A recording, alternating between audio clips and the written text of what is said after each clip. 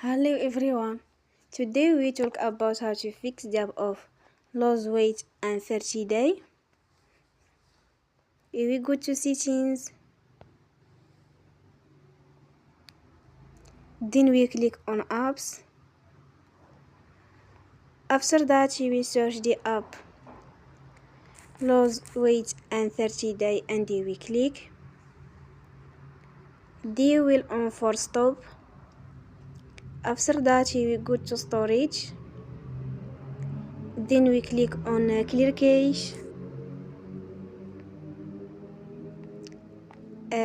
In the end you will turn your Wi-Fi and you will turn again.